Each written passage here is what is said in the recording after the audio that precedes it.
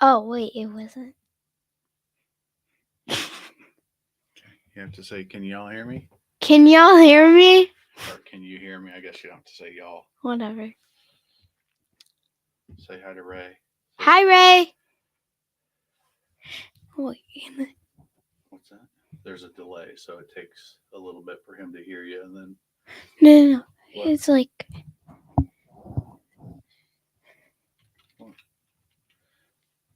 Yeah.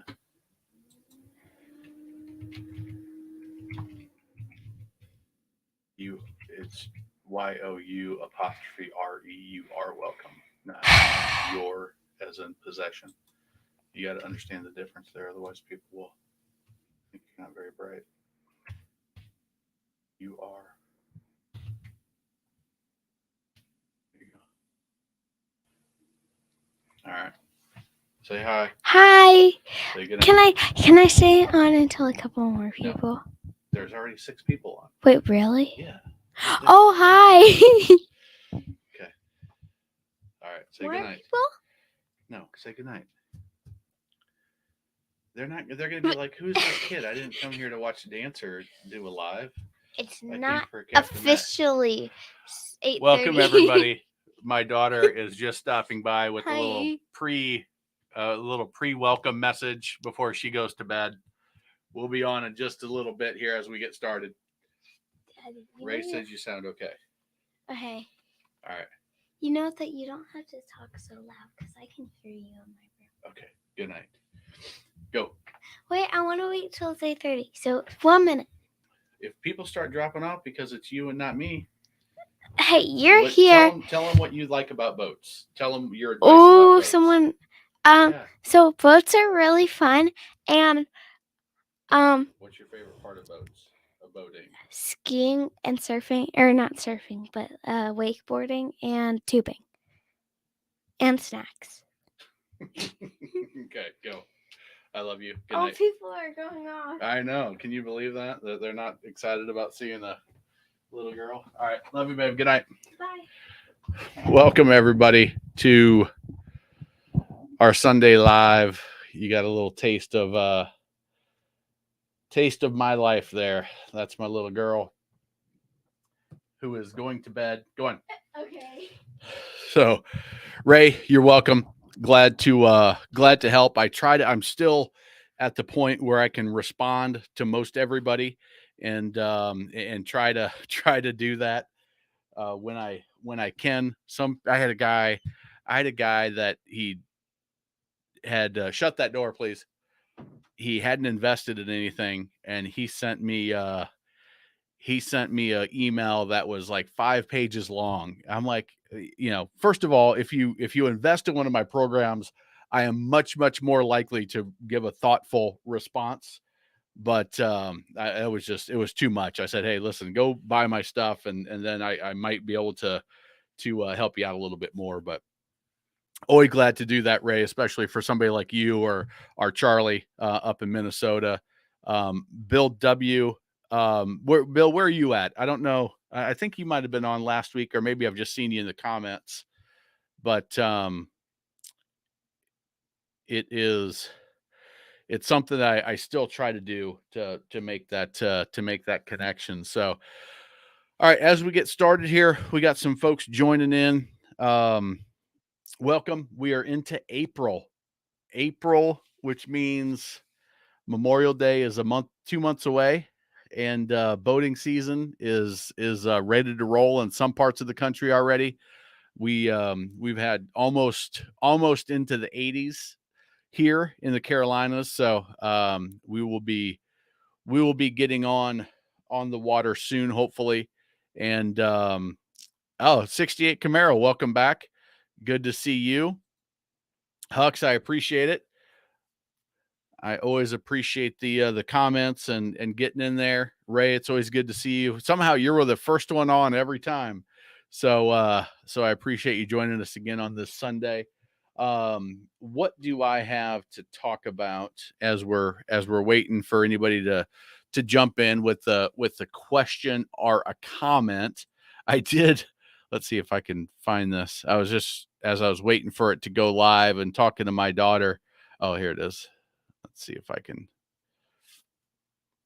show this. I thought this was pretty funny.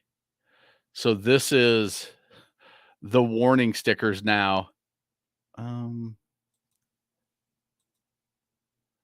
The warning stickers now that you see on the boats. This is a new Bennington. He added this one right there, but all of the warning stickers, I've been noticing crazy. And I was actually thinking about doing a video on it, but I saw this. I do like the boaters checklist that they're putting on some of the newer boats. I've noticed that at the boat show. But the one to really pay attention to is the carbon monoxide. If you're not aware of that, pay real close attention to that. So, all right, looks like Northwest Florida. Welcome to the live, Rodney and Herb. Herb says, "What's the impact of flush ports on IOs? I heard they can damage impeller. What's the point of having them if they can be used to flush?" You would have to go to your owner's manual, Herb. I'm not really sure. The it may be a matter of, are you using them properly? Should the engine be running or not running?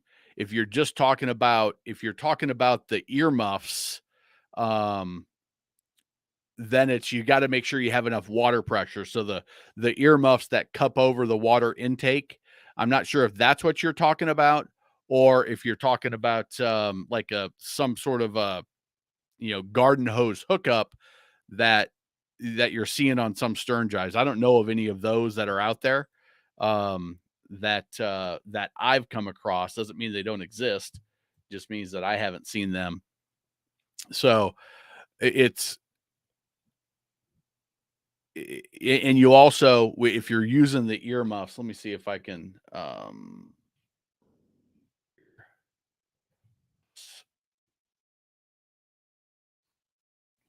so this is what I'm talking about.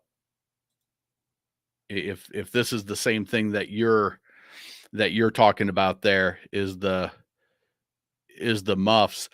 The thing that you've got to be aware of is that you have enough water pressure coming in, and the water pressure from the hose, if it's not enough pressure, I don't know what it is from your house, like 80 psi maybe.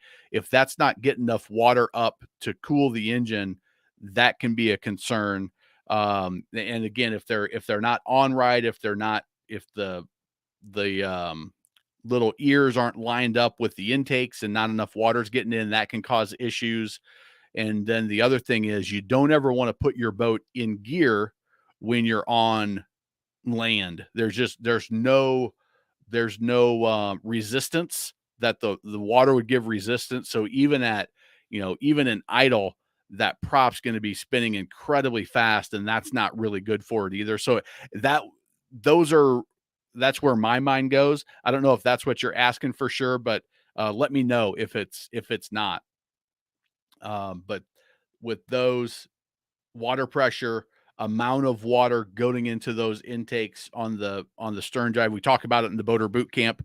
If you guys haven't taken advantage of that free boater boot camp, there's a lot of interesting stuff in there. I think it's valuable for newer boaters, but you need to get those lined up and make sure that you're getting as much water in there as you can, and so that you're not overheating.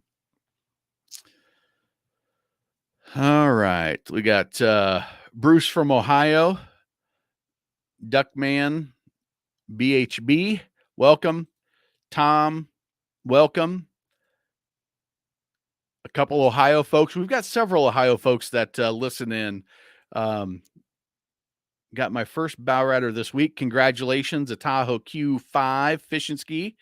Recommendations on gear for safety, storing all the gear. Oh, Smith Mountain Lake, Chris. I have not been on it, but I have delivered a 28-foot Sea Ray amberjack to Smith Mountain Lake, And my client sent me a bunch of pictures, and it is beautiful. He loved it. He couldn't talk enough about that lake. So Chris, there is this must-have gear, best boat gear for 2020, but really it's all the same. I probably will remake this video and make it a little bit newer, but that video will be valuable for you. And tell me a little bit about. I talk about it in the video, but what you're going to be doing out of the water and who you're going to be doing it with. So, um, life jackets for everybody, good fitted ones, especially for the kids if you have kids. Fenders, at least 4 dock lines for that boat, and you want them to be that Q5, I think is a 20-footer, or close to it. You want to have those dock lines 15 feet or so. So if you need to tie up to get to different cleats, at least 4, if not 6, especially on Smith Mountain, if there's some I don't know if there's restaurants up there on that lake or not, but if there's some kind of transient restaurant type docks that you'll be on and leaving the boat for a while, sometimes having that 5th and 6th line can help you get it tied up so it's not going to hit. The good fenders, I like the I did a video from oh, what the heck was it? Boat Stuff, I think is what it was. And they had some good fenders, but I also like the G3s for that boat. You can see it in this image right there. That black one is the oh, why did I just forget the name? Poly something. And those are really good fenders. I don't like the hard ones. I like the soft, squishy, rubbery ones that you can put some extra air in or take air out to get them to squeeze in, and they're not gonna mark up the side of your boat. Those are good. An anchor, I think, up in Smith Mountain, the Danforth is probably a good choice. 5 feet of anchor chain, shackled together, shackled to 100 foot of anchor line, maybe more depending on how deep some of the areas that you'll be going. But fire extinguisher you should have. Make sure it's in the green. Let's see here. VHF radio probably makes sense. Just a handheld. I wouldn't mount one in that boat. Probably makes good sense. And Coast Guard throw cushion for sure. Got to have that. And then after that, then it's just what fun do you want to have? So do you want a tube? My girls, the oldest one that you just met, they love the Big Mabel, which is in that picture here. They like that one. It's for younger kids that are a little bit less daring. It's real secure. It's like you're sitting on a couch out there. You can flip it around and make it into a chariot. So they're towing and they can look over the top. Or the flat belly tubes if you want to get a little bit more aggressive and adventurous and flip them off and things. The flat belly tubes are good. They, get at least a 2-person one if they're of any size. The lily pads, my girls really love the lily pads. They're tough to take out on the boat. They would be tough to take out on that Tahoe, but they are a ton of fun. They're just a pain in the butt to roll up. They're so big. And then it's just, are you going to fish? Then have some good fishing gear and have all the stuff you need with that. If you're going to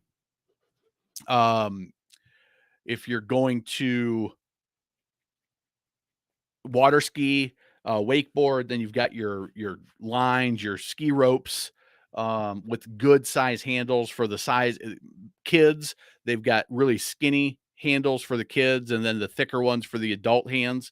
And that it does make a difference. So all that stuff, but check out that video. And I think that would be valuable. Let's see. Family boat, 2 kids, 11, 5 tubes, rest. Yeah. So the 6 dock lines, good. Have those so that you can tie up if there's, if you're sneaking into a slip or if you got to kind of make a spot. The extra dock lines, and that I would have the 4 that are about 15 feet. I would have 2 that are maybe 20, 25 feet, the full length of the boat. It just allows you to be more flexible in where and how you tie up. Usually you're going to have way more than what you need, but I always like that if you're in a restaurant environment, because the slips may be, super wide. You may have to tie up in kind of a wonky place or whatever. And then, but check out that video. I think you'll find some good information there. All right, so let's see here. True Dawn dish soap is bad on acetone, draws oil out. Bit confused. So the Dawn dish soap will take off the wax. So if you wax up your hole, it's going to strip that wax off because it's a degreaser. So it's going to pull that wax layer off. It's really noticeable on the non-skid. You take that and you use it on the non-skid and you scrub it off, and you don't wax your non-skid very often, right? You may wax your exterior, and the non-skid is usually in a place that's going to get the direct sunlight versus the hull side, which is only going to get, the angle of the sunlight. So it's more noticeable on that, and it can make it get chalky because you're taking away the UV resistance with that Dawn dish soap. That's why recommending just a mild boat type soap that's going to be non-abrasive, that's not going to have that degreaser quality like Dawn does. Yes, it's safe to use on a duckling covered in oil, but it's designed to degrease. It's designed to take that oil off, and the wax, it'll take that layer of wax off and that UV resistance, that protection. And so that's where I don't know that it's drying out the gel coat, but it's going to allow it to oxidize quicker to get that white chalky stuff, which seems like it's drying out, but it's really just an oxidation layer that then you have to use the compound on to get off.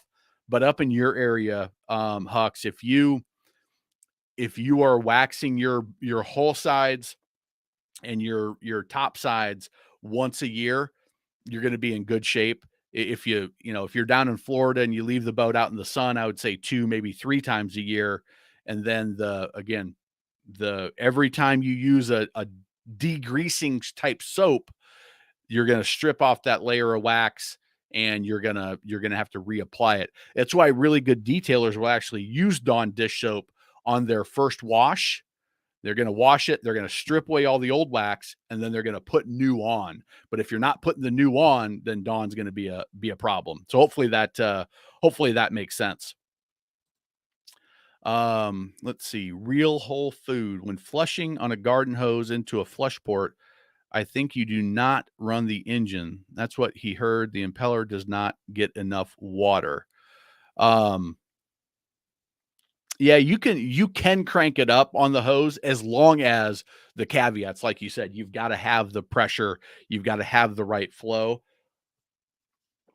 and you can actually do it. You just have to make sure it's getting there, and then watch the temps. But all of that stuff has to be in order, and it's real easy for those muffs to slip down, especially if you got that garden hose, you're not paying much attention. You turn it on, it kind of adjusts, and those hose, they slip down if you don't have the ones that go through the intakes. So you just got to be cautious with it. All right, car guys. I'll let you guys have your conversation there. We'll just skip over those. That's about what we heard. It's a shame because it makes flush much easier when boats, on a lift. I wouldn't have any problem doing it if you're paying attention. You got a good set of muffs. The ones with the rectangular clamps, I like those because you can line them up directly with the intakes. Boom, and you get them on there, and you're usually in pretty good shape. So, all right. Hey, Captain, just wondering your experience with Regals and Sea Ray, quality of boats, run well, debating between a 320 Sundancer and a Regal 33. Jason, are you looking new or are you looking pre-owned? And if you're looking pre-owned, what years are you looking? Because it matters. For me, I sold Sea Ray. So I sold Sea Ray, and we have a pretty reasonable size Regal dealer, Tallies, that's here in the Carolinas, and just outside Charlotte. They're up on Lake Norman. That's a good dealer. So I would compete against Regal on the Sundancers I sold. And Jason, also tell me where you are. Are you going to be running this in the lake? Are you going to be running this offshore, in the salt water? Are you going to be actually taking it out, or are you going to be, staying pretty close to shore? Or are you going to be making long journeys? And I'll give you my opinion on it, because here's the thing: they're both really good boats. You're not going to be overly disappointed in one versus the other. Matter of fact, if you buy a Regal, you're going to love the Regal. If you buy a Sea Ray, you're going to love the Sea Ray. I can tell you there's one major difference between the two, and that is Sea Ray glasses in their head compartments. Okay, so if you picture the boat mold, you've got your hull and you've got your deck, and they put it together. What Sea Ray does is in the hull, they put the modular head compartment, so your bathroom and shower, they put it in and they glass it in on the bottom. They put the deck on top and it fits on, and they glass that in to the header the top of the deck, the bow area, right? So they glass it in there and they glass it in the bottom, and now it's a structural component of that boat, which means if you're going to run it offshore, if you're going to be in heavy chop, it's more solid. It's just another structural component of the boat. It's all glass together, where Regal is going to stick build their head, and you can stick your hand from the exterior and you can go all the way through and touch the interior wall of the head. Now, in reality, if you're on a lake, if you're just running inshore and you're not going to be running out in heavy seas, it's not going to matter to you. If you are running offshore and you are running in heavy seas, it will make a difference. That's the big thing that's going to matter. Um, I think Regal has some really beautiful interiors. I think they look nicer than some of the Sea Rays. Sea Ray in the cruiser category has always been the market leader. There's, I'll say, in most areas, Sea Ray is going to have a bigger resale market than the Regal will. I don't think there's many people that wouldn't buy a used Sea Ray. There's maybe a handful of people that wouldn't buy a used Regal. And then you got to look at the price. You've got to look at what's the cost differential. Does the Regal have a Volvo or a Mercruiser? And is there a Mercruiser or Volvo dealer where I'm going to run it? Sea Ray, you're always going to have the Mercruiser. And you've got to think about that. I talk about that in my Volvo versus Mercruiser video. So those are some of my thoughts on it. I went to the show here in Charlotte and checked out the Regal Cruisers, and it had been several years since I'd been in one, and man, they were really nice. I liked the upholstery that they used down in the cabin, and I was really impressed with them. But they're still stick building their head compartment, and it's not a structural component. Another thing I noticed on the new ones is there was a little bit of bowing in the floor of the cabin. So, and it was in multiple. I got on the 28 and I got on the 30 something. I don't remember what they had there. But both of them had this little bowing thing going on in the cabin flooring. So I don't know. I wouldn't make a bunch of that, but it was noticeable. So, all right. Let's see here.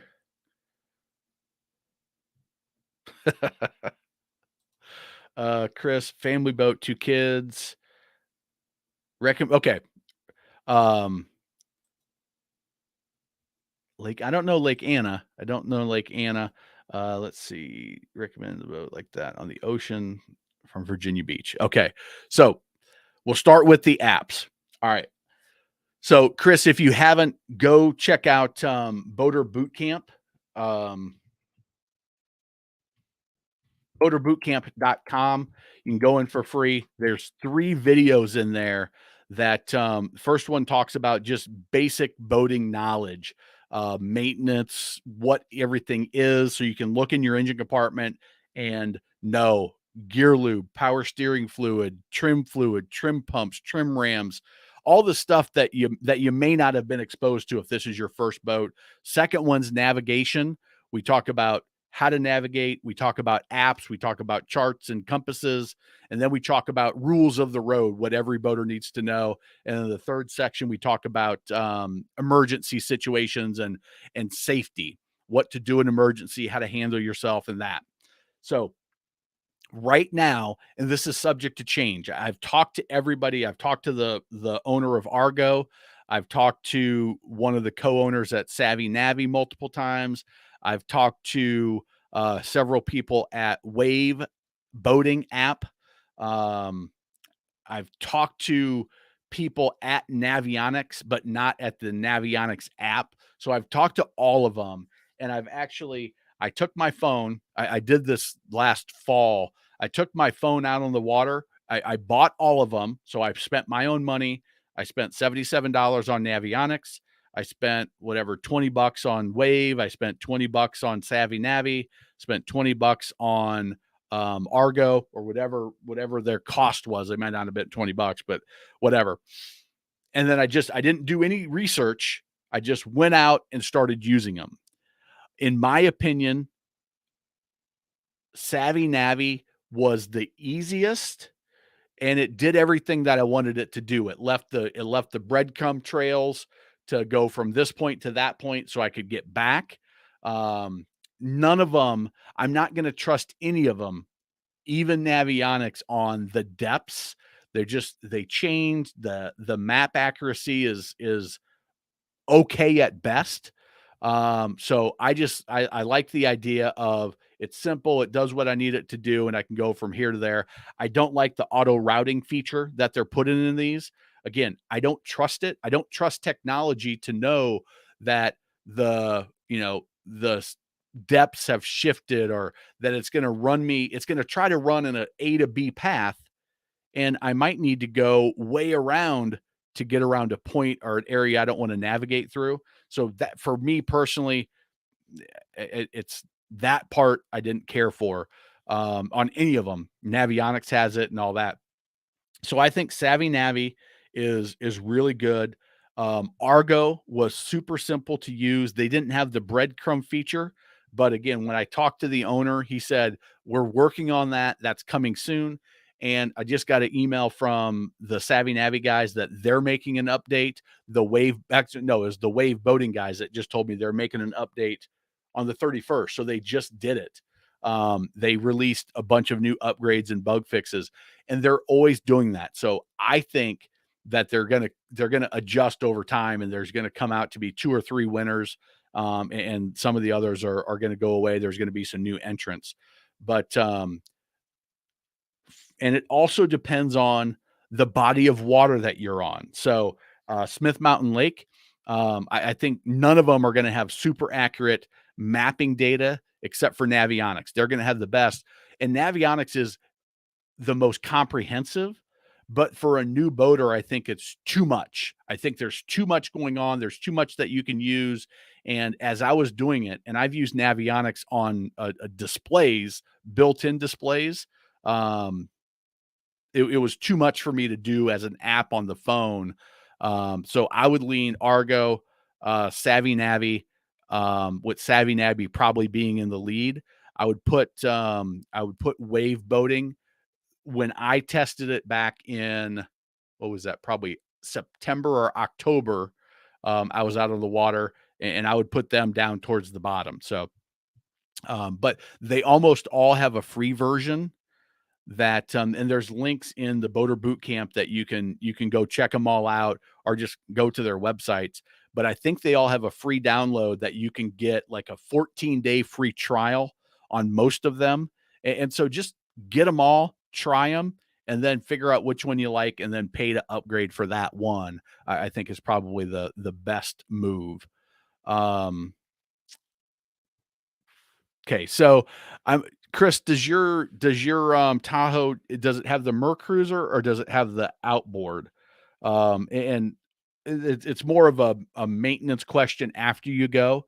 Is yes, I would not have a problem putting that boat in the intercoastal, or I'm not that familiar with Virginia Beach area, but if they've got a nice protected bay, I would be okay putting it there. I would not take that boat 3 miles offshore. It's not the right style of boat. It's not safe. I wouldn't put my kids in that danger, because if you're not familiar with that boating environment, that's what it is. It's a danger. It's the wrong boat, you don't have the skill sets yet to run there. You don't know about the weather, the tides, the currents, the shoal markers, the reading charts and the dangers there. But so I wouldn't go offshore.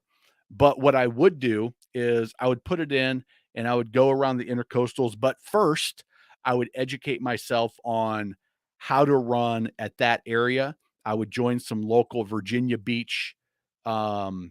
Virginia Beach Facebook groups, and I would say, "Listen, I'm a first-time boater, um, a lake boater, but I'm looking to go to Virginia Beach. Are there any areas to be careful of? Are there any areas to watch out for?" In Myrtle Beach, I had a client that bought my best pontoon captain training in Myrtle Beach. She was great at handling the boat, um, from day one. Like, with she watched the videos over and over and over before she got her boat delivered. She got her new Barletta delivered, went out, was able to handle it well around the docks, which is what the program's for.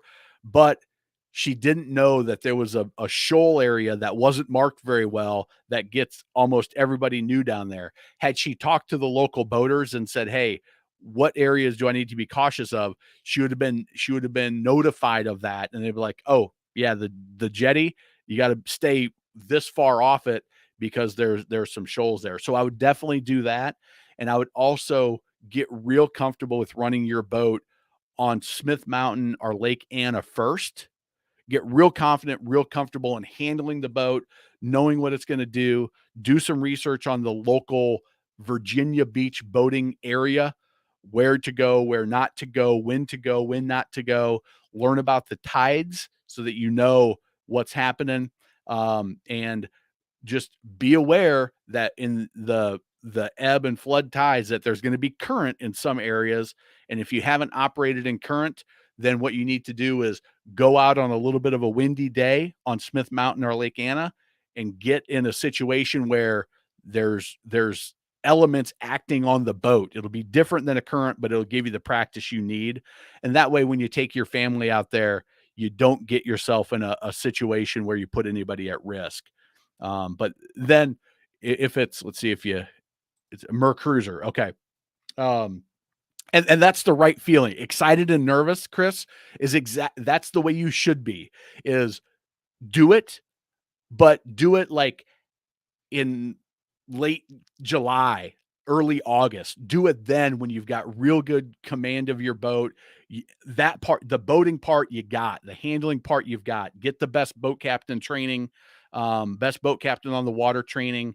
If you have not confident about operating the boat and handling the boat and driving the boat, that will fix that. No problem. You'll be good. But get really good at that handling part of it first, and then start learning about the local area and go late July, August. And then after you run it, saltwater is really rough, right? It's abrasive, it's corrosive, all of that. So when you get done, when you go there for the week's vacation or a weekend or whatever, um, you got to flush that salt water out. So you've got to, if you can, just tow it right back, dump it in Smith Mountain Lake, and run it the day that you get back, and that'll flush everything out. You also want to take it to the car wash and or if there's a hose at wherever you're staying, and you want to spray every nook and cranny of that boat and just rinse all that salt water off. Get that salt water out of the carpet, get that salt water out of the cleats and the cracks and the crevices, and give it a good wash up and under everything. Spray off your lower unit, all the stainless, inside, outside. Get that sea air, salt air, the spray. It's going to get everywhere on everything, and just give that a good cleaning, and then flush that engine. Don't let it sit for a week. Do it right when you pull it out, or if you can get it back to Smith Mountain and run it within that day, do that, and just run it for an hour or two, and that'll flush it out perfectly with fresh water. Don't forget that step. That's where a lot of people skip that part, and then 2-3 years later, then they've got issues on their hand, corrosion and things like that. All right. So Chris, hopefully that helps you out there. And again, excited and nervous. Don't let it stop you from doing it. And I would even, I think this is a, maybe do the trip and take the boat out with just yourself and another adult that's a competent boater, and the two of you go out and like test it out, you know, get a feel for that current, and then come run for an hour or two, and then come back and pick up the kids or whoever else is with you. Jason, welcome from Miami. Um, Welcome to the live. If anybody's got a question, just put it in the chat. And I'm going through here. If you happen to be a supporter, make that note, and I'll try to get to you quicker. It usually gives me a notification. Uh, let's see here. DGrig1. I use Navionics. He's been in the live several times recently. Just bought the chip for my region chart plotter for the boat. Yeah, Navionics. They've got the advantage in the app game in that they've already got this technology built and all the mapping done, and they've spent the money to send the boats out there and map the bottom of everything. They've got the relationship. Savvy Navi. Everybody I've talked to has said this to me because I've asked, where are you getting your map data for the inland lakes? The coast they can get from NOAA, National Ocean something something something. They can get it from them, but the inland lakes, they've got to either buy that mapping from somebody that owns that data or go out and map it themselves. And it was a long process for them to get most of the lakes mapped. But Navionics / Ray Marine's been doing it for decades and decades and decades. Hummingbird and all of that whole group, they've got this data. And so Navionics has everything that you could want to do. I just think on the app, it's a little bit too complicated for some people. Whereas on DGrig's chart plotter, it's bigger. You got a 7-inch screen that it gives you everything that you need to do. All right, crossing to Bimini. That's a fun thing that I would love to do. That's on my list of things to do, but I have not. Let's see. My Marine Max dealer said I should change spark plugs every year on my Whaler 90. Only run the motor 15, 20 hours a year. Seems quite often to me. What do you think? I think I would go to my owner's manual and I would read what my owner's manual says. My gut tells me your owner's manual doesn't say to do it every year. I would be shocked on a 90 Mercury if that's the case. So I would go to my owner's manual. If you don't have the owner's manual, then go to was it Solic, something like that. Google year, make, model.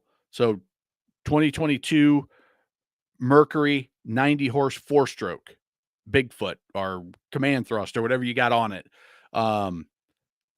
Google that, buy the owner's manual if you don't have it, and follow that schedule.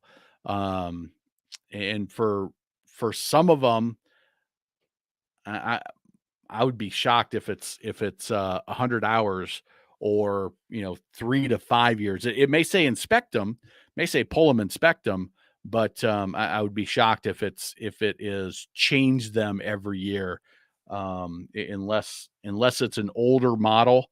That seems off to me. But been looking at some GPS navigation too, shallows and small inland lakes. And 68 Camaro, that's the issue. The issue is they don't have good depth data on the inland lakes. Even I asked them, my family's got a cabin at the Lake of the Ozarks in Missouri, one of the biggest, most popular inland lakes in the country.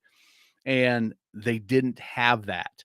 That wasn't mapped because they haven't been able to buy the data, buy the map data from the providers. I don't even know who they are. Maybe it's Navionics, a subsidiary of Ray Marine Navionics that owns, but they can't get their hands on that data for a reasonable amount yet. They're all seem to be working on it. But until they get it, the GPS is really just that, just to get you from here to there, so you know where you are on the image of the lake. Um, and without that accurate depth data, the auto routing doesn't work either, because it's going to take you in the shortest point, or the shortest way from point A to point B, and very seldom is that the way you travel on water. So yeah, D Greg, that's a great point about the Sea Ray is, and partly is heavier than the Regal, because they're glassing in um that modular head compartment. They're using more glass in certain areas, and that starts adding up to more weight. And on the cruisers, more weight means better ride quality overall. Again, in rough chop makes a big difference.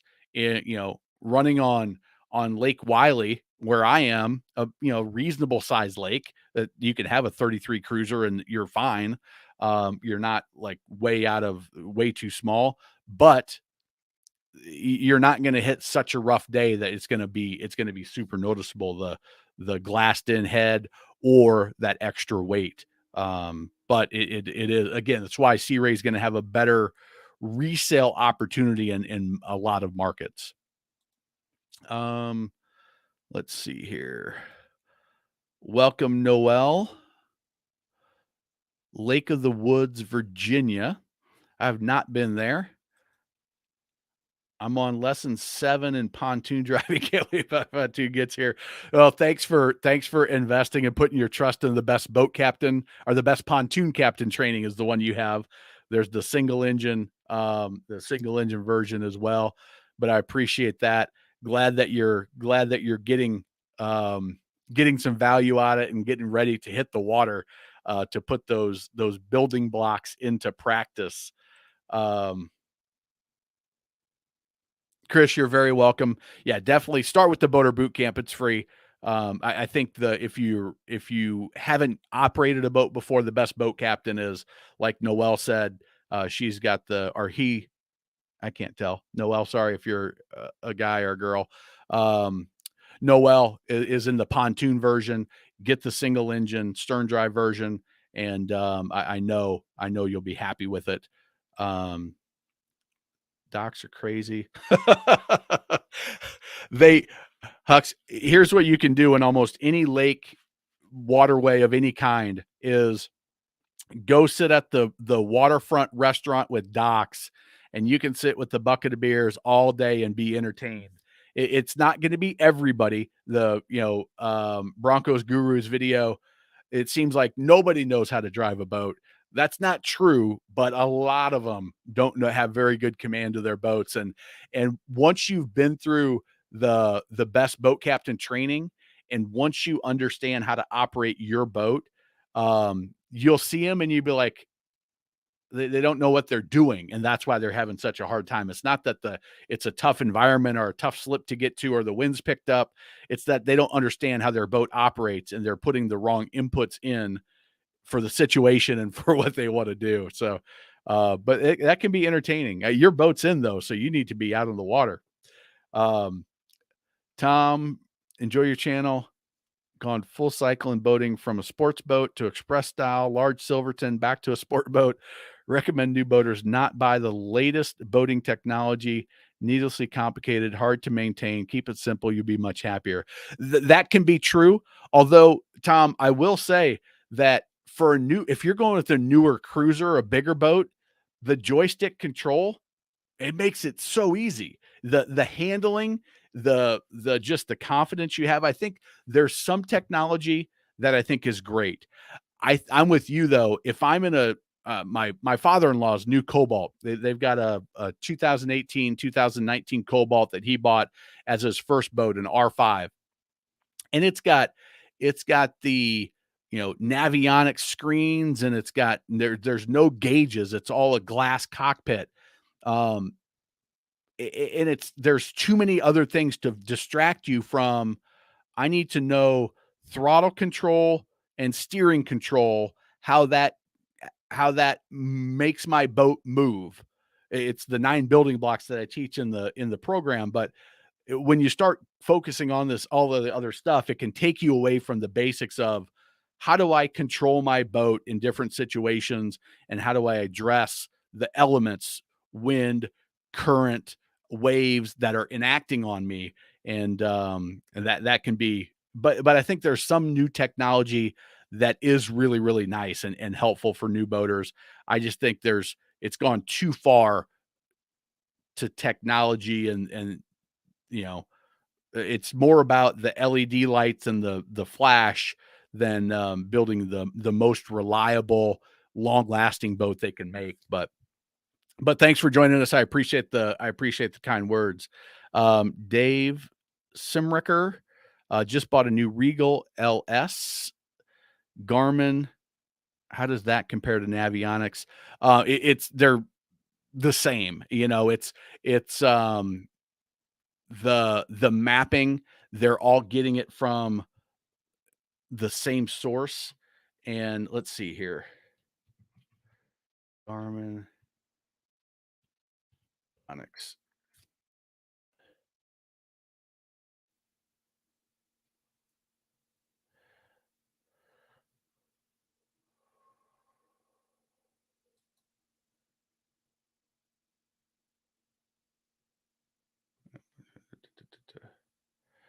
Yeah, they're and I don't remember who it all is now, but like Hummingbird and Garmin, I think they're a bunch of them are owned by the same company now. I don't think it's those 2. I think they're 2 separate ones, Navionics and Garmin.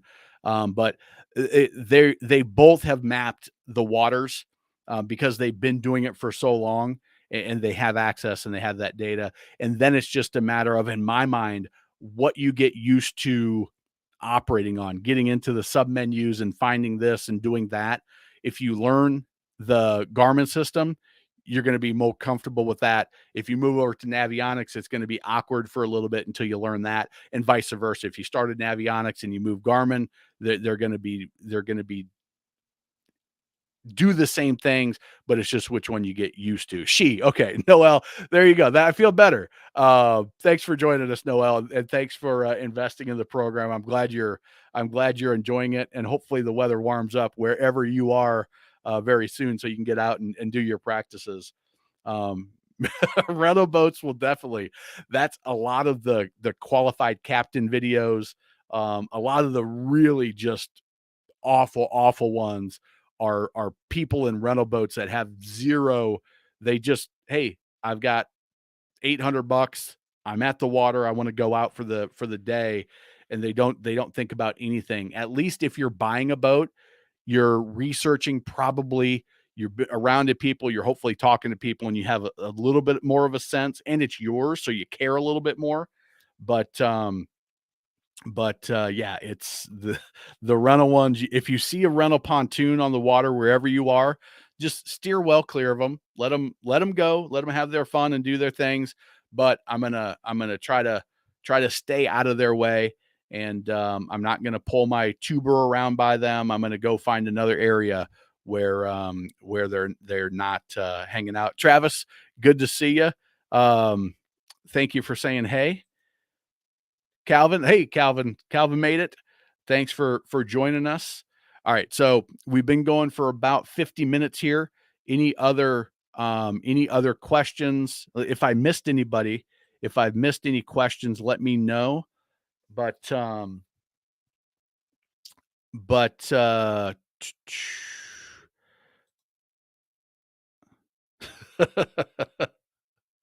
for sure.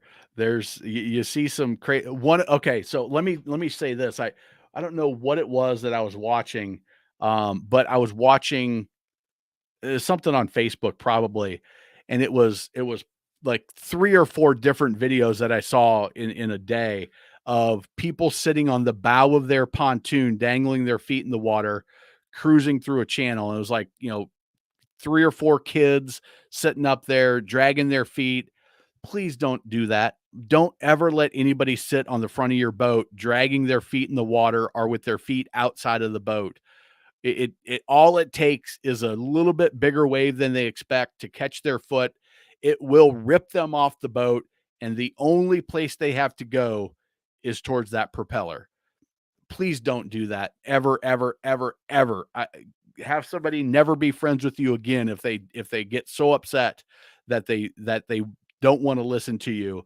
That's better than them getting chopped up by the propeller, because it does happen, and it will happen. There's only one place you're going to go, and especially if they're under 10, 15 years old, they get their foot caught. They're just not strong enough. Nobody's stronger than moving water, even going 10 miles an hour. It's just not worth it. So my public service announcement, I talk about that in a couple different videos on the channel. Um, yes, hit that like button. I appreciate that, Camaro. 68 Camaro. That's the kind of stuff I like. Hit those like buttons. It really makes a difference on the videos. Leaving positive comments, or not even positive comments, but just leaving a comment, asking a question, replying to somebody's question. All of that makes a difference. And hey, if you see something on Facebook, we're running some Facebook ads now. We were in Great Lakes Boating, Pontoon Deck Boat Magazine, and Houseboat Magazine, with the Boater Boot Camp. They featured it in their recent online publications.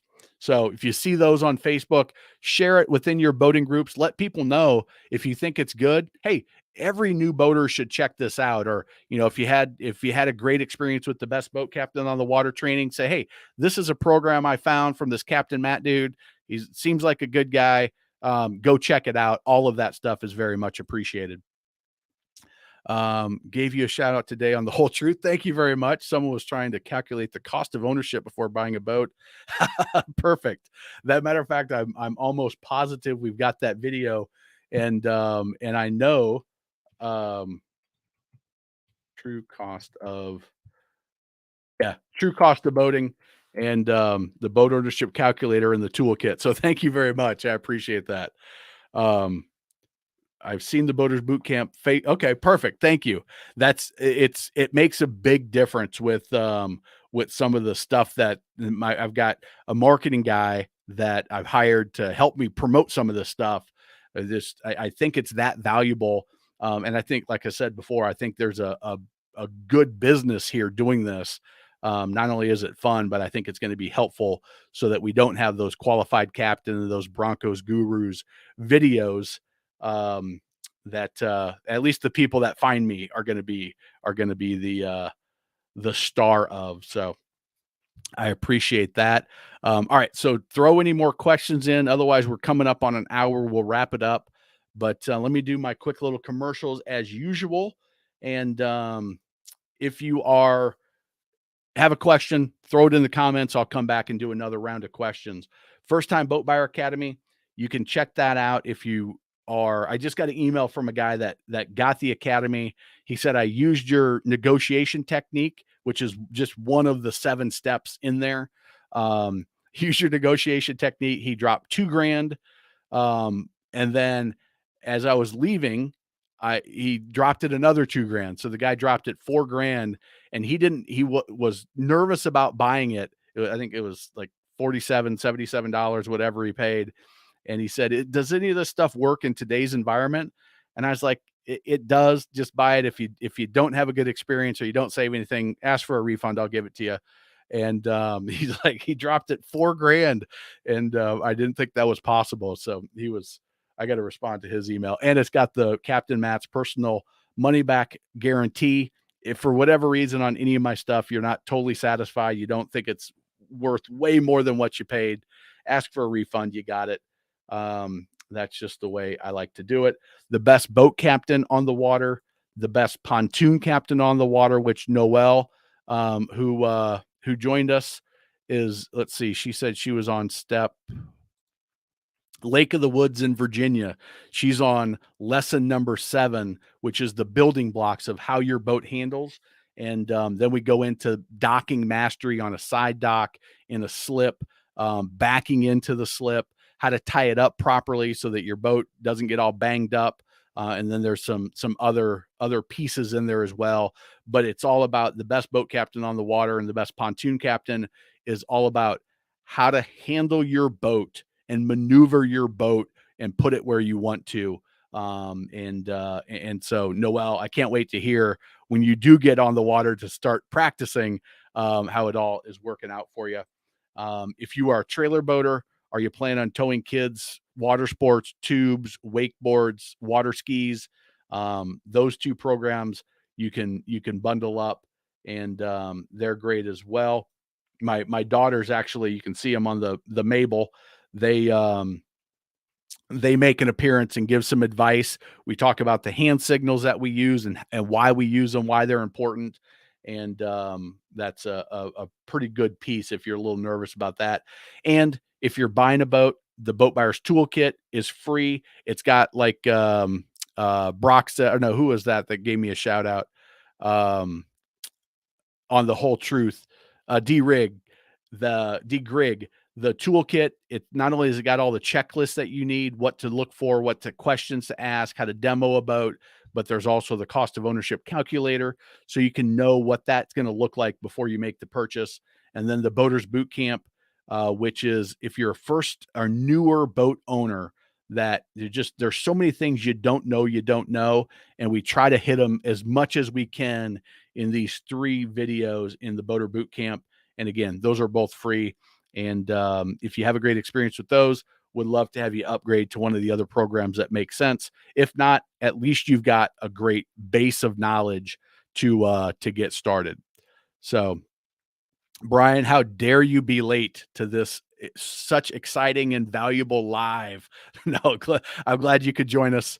Glad you could join us and chime in if you got a question, or you can go back through the comments and see if there's anything interesting that we talked about that you missed, and go back, and you can always watch these afterwards. All my friends who have boats would be buying it as well. All our men, our Navy men, we want to show up, see our mad skills. I love it, Noel. That's the attitude. It's really interesting. On my YouTube channel, the viewership is like 96% male and 3%, 4% female. And it's pretty consistent. Doesn't matter the video. It's been that way from the very start. It's starting to go a little bit more female. We're picking up a few more female viewers.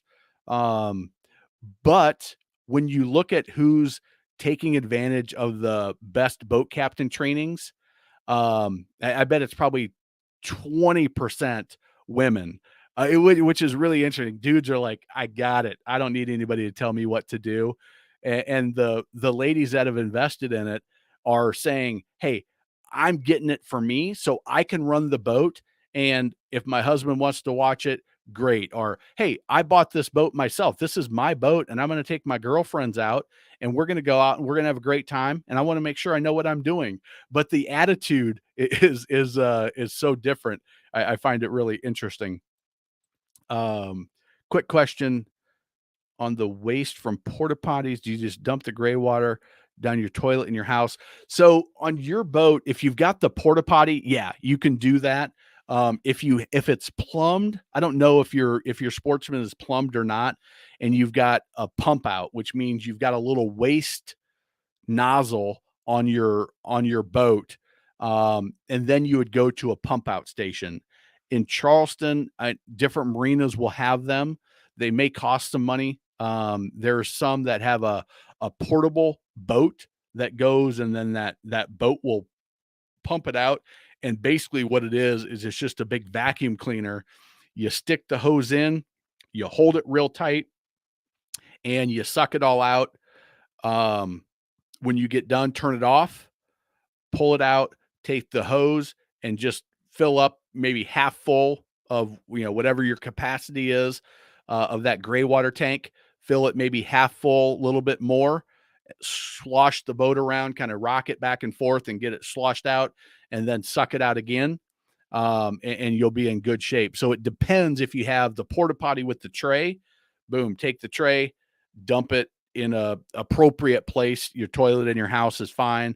If you've got the pump out, which is less messy, just make sure that you tie your boat up tight to the dock, because you're going to need to put some good pressure on it so that you get suction. And don't, under any circumstances, have it sucking and pull it out, because boom, it's all going to go right in your face. And I know this. I'm not going to tell you how I know it. I'm just going to recommend that you don't do that. And that's also why you tie the boat really tight to the dock, is so as you're pushing pressure on it, it's not sliding away from you. And then before you fall in the water, you have to pull it out because it's getting too far, and then it gets nasty.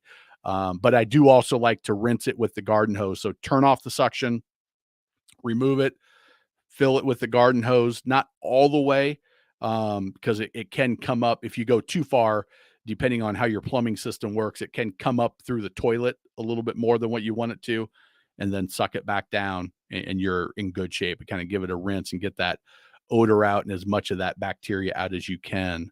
There are 48 boat slips here. Next condo board meeting, I'm going to recommend your site, mostly pontoons. Ray, that would be awesome. I would really super appreciate that.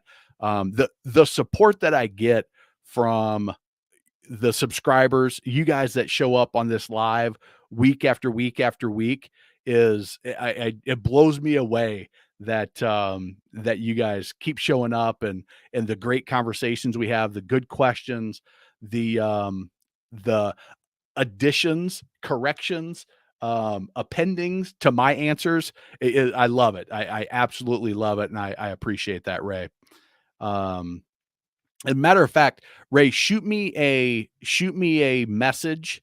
And what I'll try to do, I've got to find out if the technology can do this, but if I can give you like a coupon code or something like that, or some kind of a discount link that that I can give you access to, so that they can all save a little bit.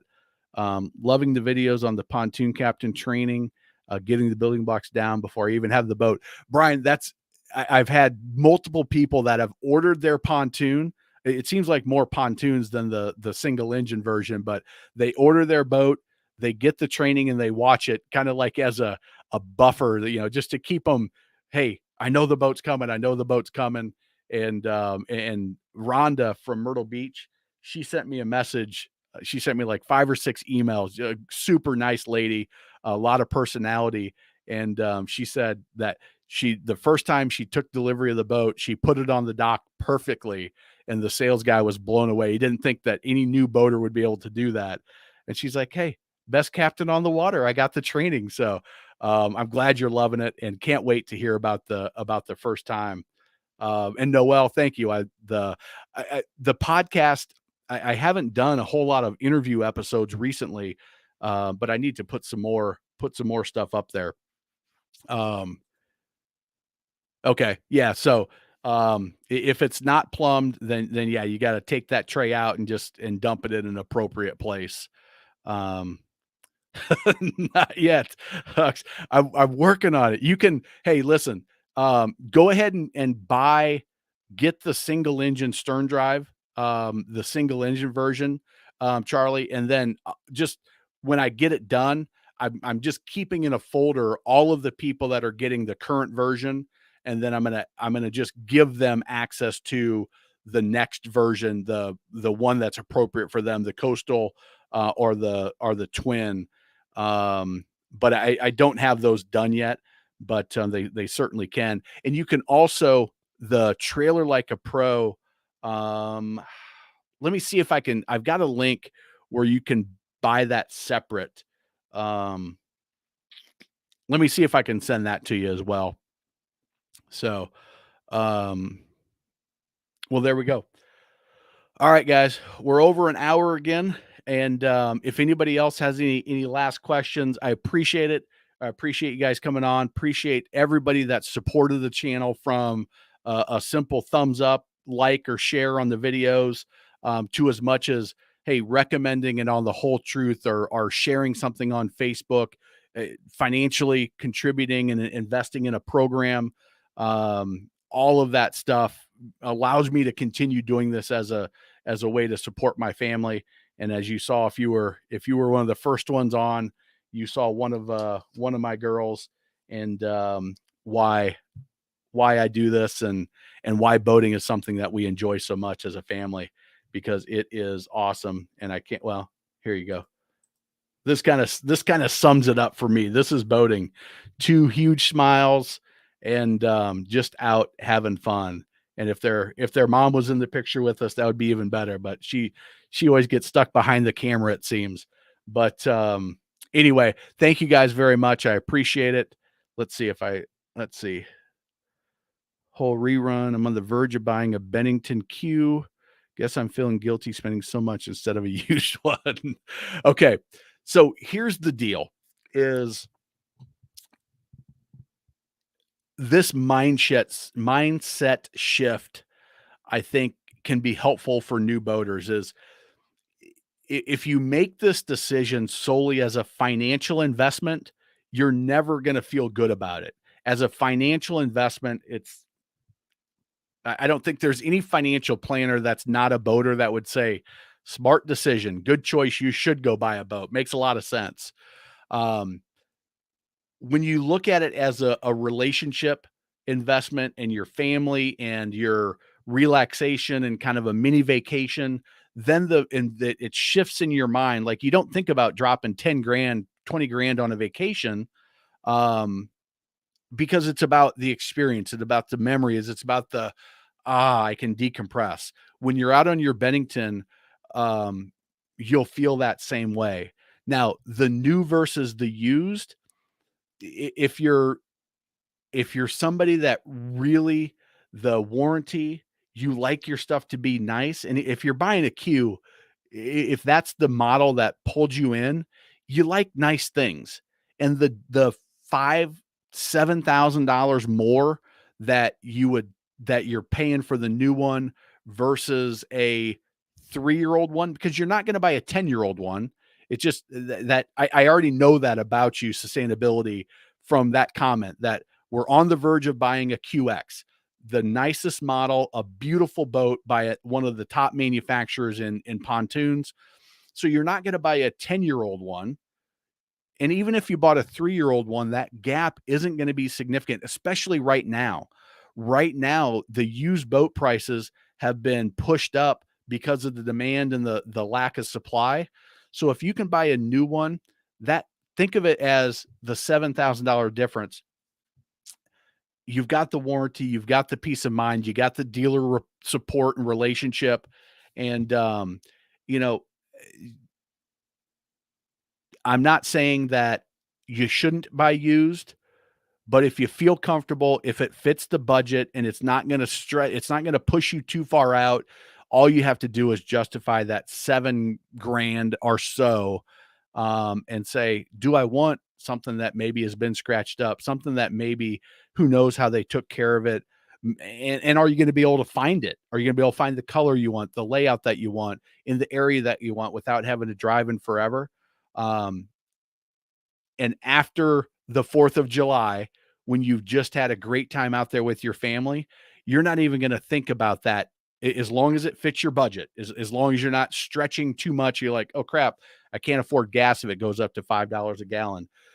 But you're not even going to think about that investment after a certain point. All you're going to think about is, holy shit, I love boating and I love my pontoon and I can't wait to get out on there.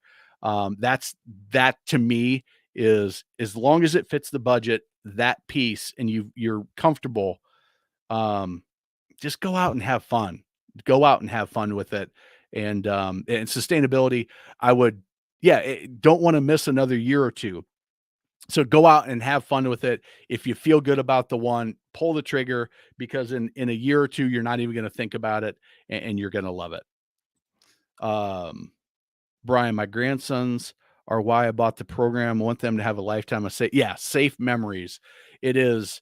And, I have trained probably 200 boaters when I was in sales, and it without fail, the is almost always the guy that said, "Hey, listen, I don't need it. I've been around boats. I grew up on boats. I grew up around boats. My buddy has a boat that we went out all the time.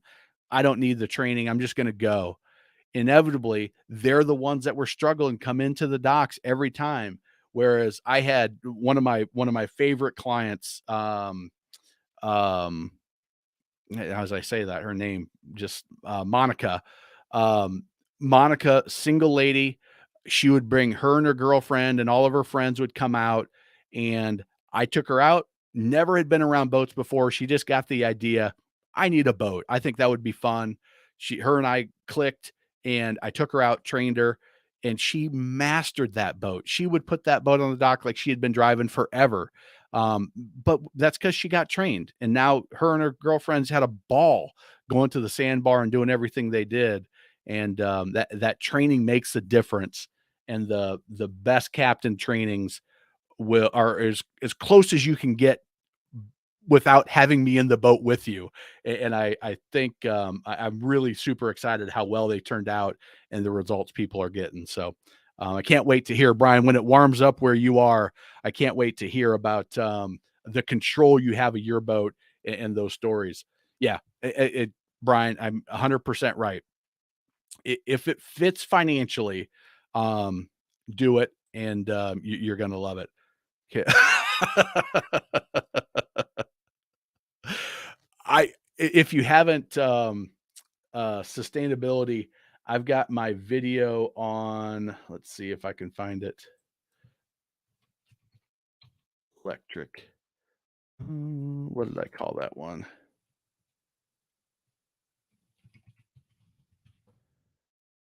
Yeah. Will electric boats be taking over the marketplace soon?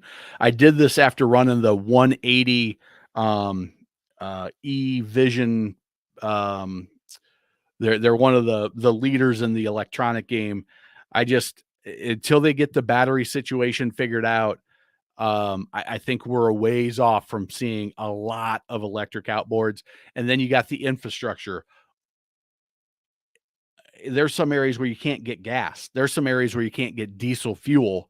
Now we're going to ask them to put expensive charging stations, high electrical voltage on the water. I think we're way away from it.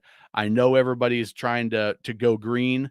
It's still you need to produce that electricity somewhere at a power plant, and unless we go nuclear, saying that the right way, there's a lot of things to consider, and I think we're a decade or more off from seeing it take over in the boating world. But that 180 horsepower, it had the power, it had the pick me up. It was quick with 10 people on the 24-foot pontoon. I mean, it took off. So the performance was there. There's just the battery limitations and infrastructure to charge it that I think are the big concerns.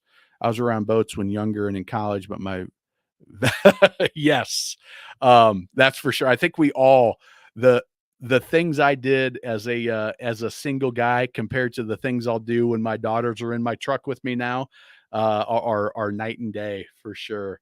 My wife had a little fun trying to dock today. Once she settled down, remember what I've been showing her. Nice, that's awesome. And again, I mentioned this last time. Brock trained his wife, so he's the one that was out there showing her how to run the boat. He's been on boats his whole life and owns multiple boats and fishes tournaments. And it's an awesome feeling when whoever it is that you're training gets it.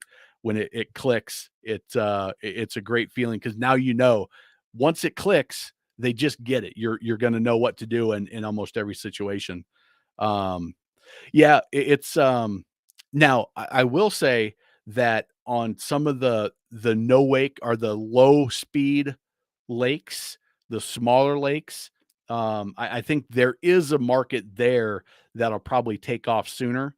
That it's when you start wanting to run at higher RPM and higher speeds that the battery dwindles real quick. That's where I think it falls short for some boaters. But it'll be interesting. It'll be interesting for sure. And with the name sustainability, I have to imagine that you've either are in that business or in that world or a big advocate of it. And God knows we need to do a little bit something different for the planet. I'm not 100% sold that without changing the way we produce electricity. I'm a dummy though when it comes to anything other than boats and raising my family. But it will be interesting for sure. Um, yeah, that's got to make your wife feel good that she's just learning, and the other two guys have probably been on the water for way too long to still not have control of their boat. So, all right, we're coming up on an hour and 15. Thank you guys very much. I appreciate all the questions. I appreciate all the support. We'll be back next weekend. Yeah, we'll be back next weekend with another one at 8:30. Thank you all. Appreciate the support. See you next time.